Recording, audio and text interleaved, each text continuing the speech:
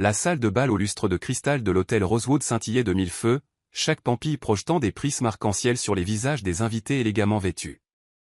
Je me tenais dans l'ombre, près de l'entrée, observant la scène se dérouler devant moi comme une étrange pièce de théâtre. La mariée, ma sœur Olivia, flottait à travers la foule dans sa robe de créateur, acceptant les félicitations avec une grâce savamment étudiée. Nos parents, George et ma mère, la suivaient dans son sillage comme de fiers satellites, leur visage rayonnant d'une joie qu'ils n'avaient jamais manifestée pour moi.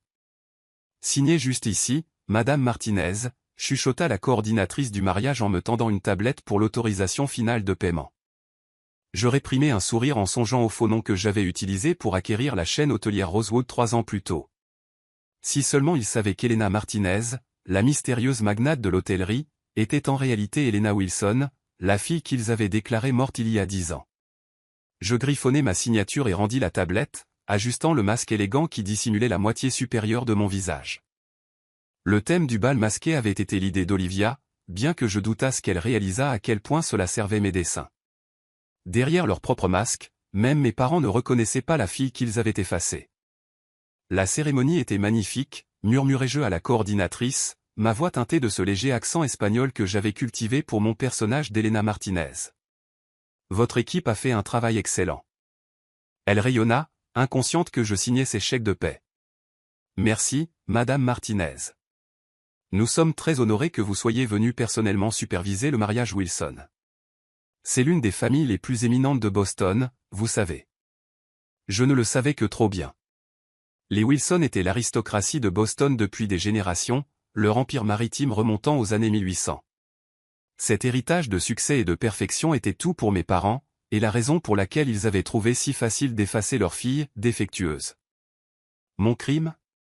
Avoir refusé d'épouser l'homme qu'ils m'avaient choisi, l'héritier d'une compagnie maritime rivale.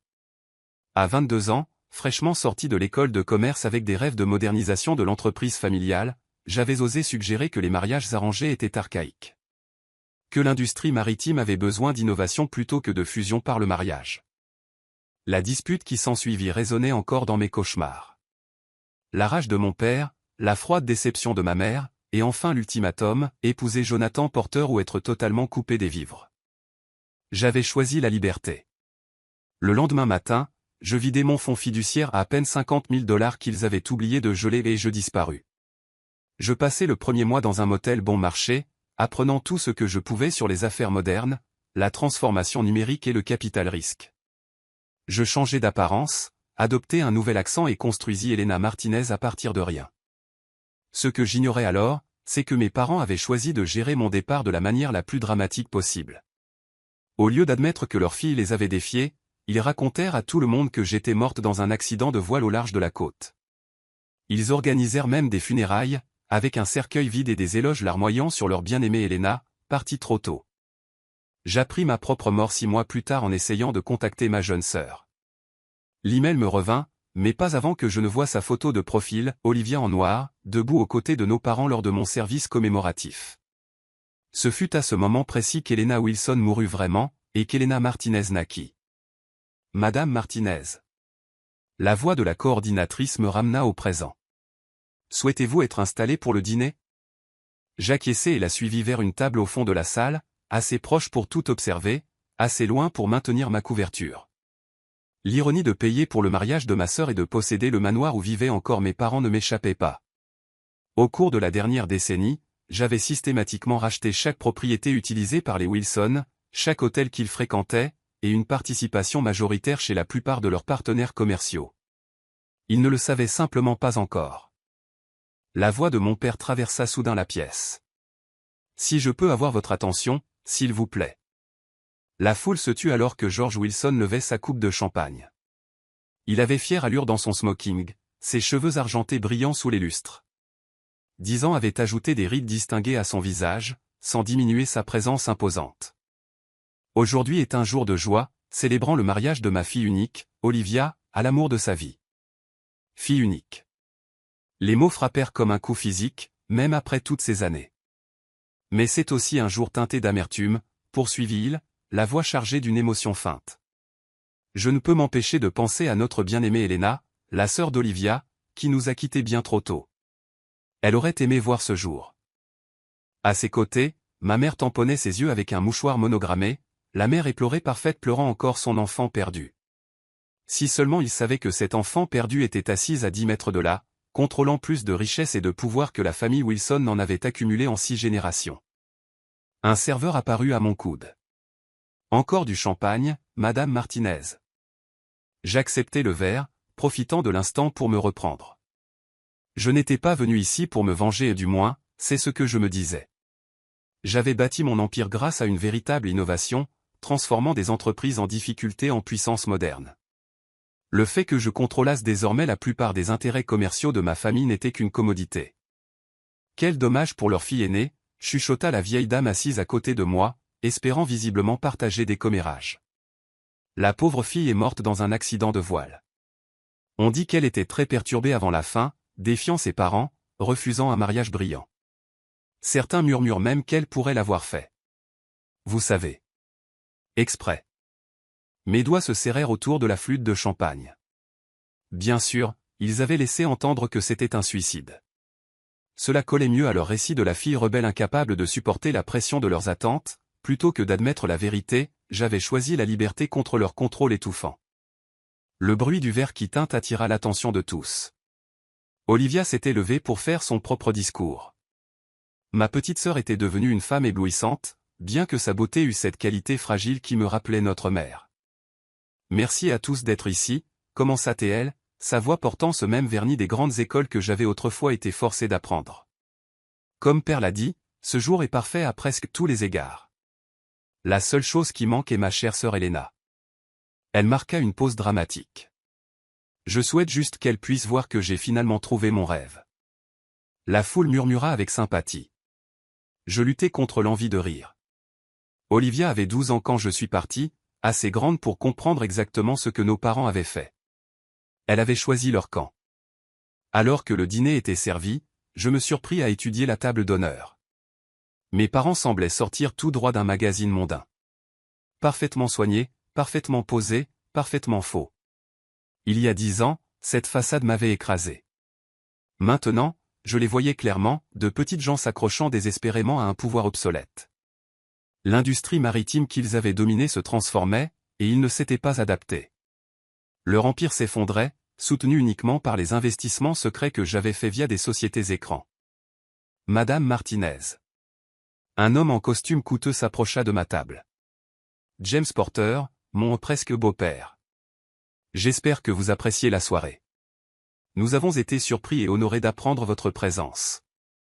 Je souris derrière mon masque. Je mets un point d'honneur à superviser les événements spéciaux dans mes propriétés phares, Monsieur Porter. Il se rengorgea. Oui, eh bien, les Wilson et les Porter sont des piliers de la société bostonienne. Bien que je doive admettre que les dernières années ont été difficiles. Ces startups technologiques, ces entreprises de logistique moderne, elles bouleversent tout. Tenez, le mois dernier, nous avons perdu notre plus gros client au profit d'un parvenu nommé Phoenix Maritime. Je réussis à ne pas sourire. Phoenix Maritime était l'une de mes premières acquisitions. Le progrès peut être difficile à naviguer, proposai-je diplomatiquement. Le progrès, Raya Teil. De mon temps, les affaires se bâtissaient sur les relations. Saviez-vous que mon fils devait épouser la fille aînée de George Wilson? Mais la fille avait d'autres idées. Tragique. Avant que je ne puisse répondre, une agitation à la table d'honneur attira l'attention. Ma mère s'était levée brusquement, vacillant légèrement. Le champagne avait coulé trop librement. Je dois simplement dire, annonça-t-elle, la voix portant cette précision particulière des gens ivres, quel plaisir de voir tous nos chers amis ici, surtout ceux qui nous ont soutenus après avoir perdu notre Helena. La honte de tout cela. Mais nous avons préservé le nom de la famille, n'est-ce pas George? Margaret coupa la voix de mon père comme une lame d'acier. Tu devrais peut-être t'asseoir. Mais elle continua, se tournant vers moi. Oh, mes chéris, je dois absolument dire à Madame Martinez quel honneur c'est de la voir ici. Une femme si accomplie, et autodidacte. Rien à voir avec notre pauvre Helena, qui pensait pouvoir rejeter ses obligations familiales et réussir seule. Elle rit, un son aussi cassant que du verre brisé. Comme si une Wilson pouvait survivre sans les relations familiales. Elle n'a même pas tenu un mois avant deux. Ça suffit. Mon père se leva, le visage rouge de colère. La salle de bal était devenue silencieuse. Je me levai lentement. « Madame Martinez », cria ma mère, « dites-nous votre secret. Comment une femme sans nom, sans relation, bâtit-elle un tel empire ?» Ma fille pensait qu'elle était plus intelligente que des générations de sens des affaires Wilson. Et maintenant elle est. Elle est quoi, mère? Les mots sortirent avant que je ne puisse les arrêter, mon accent soigneux dérapant. Ma mère se figea, une lueur de reconnaissance impossible traversant son visage. Mais le moment passa. Mon père l'avait rejointe, la saisissant fermement par le bras. Je m'excuse pour ma femme. L'émotion de la journée. Il l'emmena, probablement pour cuver dans l'une des suites de l'hôtel. Une suite que je possédais, dans un hôtel que je possédais. Je me rassis, les mains tremblantes. J'étais passé trop près de me révéler. Quand je me levai enfin pour partir, la coordinatrice se précipita. « Madame Martinez, restez-vous pour la nuit? Nous avons préparé la suite présidentielle. » « Non, dis-je doucement. Je pense avoir vu assez de drame familial pour une soirée. » Je lui tendis une épaisse enveloppe. « Assurez-vous que les mariés aient tout ce dont ils ont besoin. Et envoyez de l'eau et de l'aspirine dans la chambre de Madame Wilson. Elle en aura besoin demain. » En sortant, j'entendis la voix de mon père porter un dernier toast à la famille, la chose la plus précieuse que nous ayons. Je ne me retournai pas, Elena Wilson était morte, après tout. Mais Elena Martinez était bien vivante, et elle ne faisait que commencer. Dans ma voiture, j'appelai mon assistante. Maya, exécutez la phase 2. Il est temps que les Wilson apprennent exactement à qui ils ont affaire. Le lendemain matin, je me tenais dans mon bureau au dernier étage, surplombant le port de Boston. Maya entra avec sa tablette. Le mariage Wilson porté leur a coûté un peu plus de 300 000 $. Tout est à crédit. Et leur position financière actuelle? Critique. Wilson Shipping enregistre des pertes trimestrielles de 12 millions. Ils ont tout hypothéqué. Ils ont 3 mois de retard sur les paiements à Phoenix Maritime. Je souris. Envoyez des avis à tous leurs gros clients. Il est temps pour Phoenix Maritime d'augmenter ses tarifs. Il y a autre chose, ajouta Maya. Votre père a convoqué une réunion d'urgence du conseil d'administration de Wilson Shipping demain matin. Enfin. Préparez les papiers. Il est temps pour Elena Martinez de faire sa première apparition publique chez Wilson Shipping. Le lendemain, je m'habillai avec un soin particulier, un tailleur Armani rouge sang, des talons Louboutin, et un petit pendentif en or, une boussole ayant appartenu à ma grand-mère. Le siège de Wilson Shipping n'avait pas changé. La même réceptionniste sursauta à mon arrivée. Madame Martinez. La réunion du conseil est privée. Plus maintenant. Je lui tendis mes accréditations. En tant qu'actionnaire majoritaire de Phoenix Maritime et détentrice de la dette de Wilson Shipping, j'ai tous les droits d'y assister. Je poussai les lourdes portes en chêne de la salle du conseil. La conversation mourut instantanément. 12 hommes en costume coûteux me fixèrent. Madame Martinez parvint finalement à dire mon père. C'est une réunion privée. Plus maintenant. Je marchai jusqu'à la table. Vous avez exactement 24 heures pour accepter la proposition de fusion. Votre entreprise? Crachât-il. Phoenix Maritime n'est qu'un parvenu. Wilson Shipping a survécu 6 générations, et survivra précisément 12 jours de plus, coupez-je. À moins que vous n'acceptiez mes conditions. Je posai un dossier sur la table. Les preuves de ma propriété sur leur bâtiment, leur maison, leurs dettes. C'est impossible, chuchota mon père. Ces propriétés, votre maison, la chaîne d'hôtels, tout m'appartient, confirmai-je. Qui êtes-vous? Une milliardaire de la tech essayant de démanteler un héritage? Vous n'avez aucune idée de ce que signifie la tradition familiale. Je sentis mon masque se fissurer. J'enlevai mes lunettes de soleil. La tradition familiale?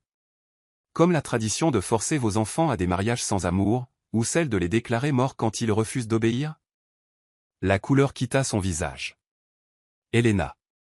Murmura l'un des vieux membres du conseil. Mon Dieu, Elena Wilson. Elena Martinez, en fait. J'ai pris ce nom après que vous m'ayez tué. C'est meilleur pour l'image de marque que d'être la fille morte d'un magnate en faillite. Le chaos éclata. Assez. Ma voix claqua comme un fouet. Vous avez 24 heures. Sinon, je vends tout. Je me tournai pour partir, puis marquer une pause. Oh, et père. Vous devriez vérifier comment va mère. J'ai entendu dire qu'elle se remet encore du spectacle au mariage d'Olivia. Dans le hall, ma mère m'attendait près du portrait de mon arrière-grand-père. Madame Martinez, dit-elle d'une voix cassante. Où devrais-je dire? Elena suffira. Mais seulement en privé. En public, je suis toujours très morte. Votre choix, si je me souviens bien.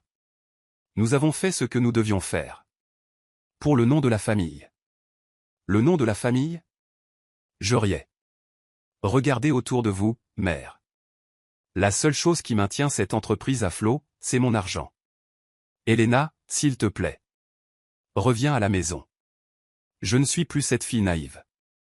Vous avez 24 heures. Je vous laisserai garder la maison. Considérez cela comme un cadeau de mariage pour Olivia. Les 24 heures passèrent. Le vote fut unanime en faveur de la fusion. Mon père n'avait même pas voté contre. Je convoquai une conférence de presse dans le hall principal. Quand j'entrai, vêtu du bleu Wilson, la foule se tut. Merci à tous d'être venus. Je m'appelle Elena Martinez. Ou, comme certains d'entre vous s'en souviennent peut-être, Elena Wilson. La salle explosa. Je racontai la vérité. L'exil, la fausse mort, le succès. Aujourd'hui, j'annonce la fusion de Wilson Shipping avec Phoenix Maritime.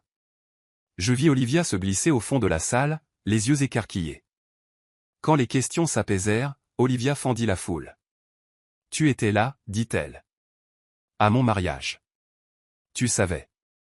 Oui. Parfois, je pensais te voir. Je pensais devenir folle. Tu m'as manqué. La vraie toi. Je sentis ma propre contenance se fissurer.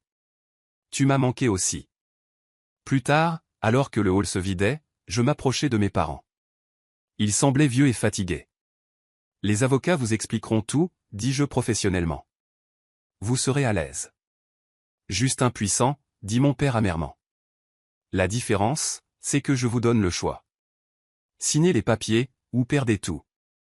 Ma mère chercha ma main. Nous pensions te protéger. Le monde des affaires est si dur pour les femmes. Je retirai ma main. Je sais exactement à quel point c'est dur. J'ai réussi non pas grâce au nom Wilson, mais parce que vous m'avez forcé à me battre sans lui. Olivia s'avança. Et moi? Tu es ma sœur. Ma porte est ouverte quand tu seras prête à me connaître tel que je suis. Les papiers furent signés. Wilson Shipping appartenait à la fille qu'ils avaient enterrée. Ce soir-là, dans mon bureau, je regardais les navires dans le port. Mon téléphone vibra. Olivia. On peut parler? Juste nous deux? Viens, dis-je. Il est temps que tu vois qui est vraiment ta sœur. Je n'étais plus Elena Wilson. Cette fille était morte exactement comme ses parents l'avaient prétendu. Mais Elena Martinez était plus forte, et libre. Je levai mon verre vers le port sombre. À Elena Wilson, murmurai-je. Qu'elle repose en paix. Puis je me détournai de la fenêtre pour aller retrouver ma sœur.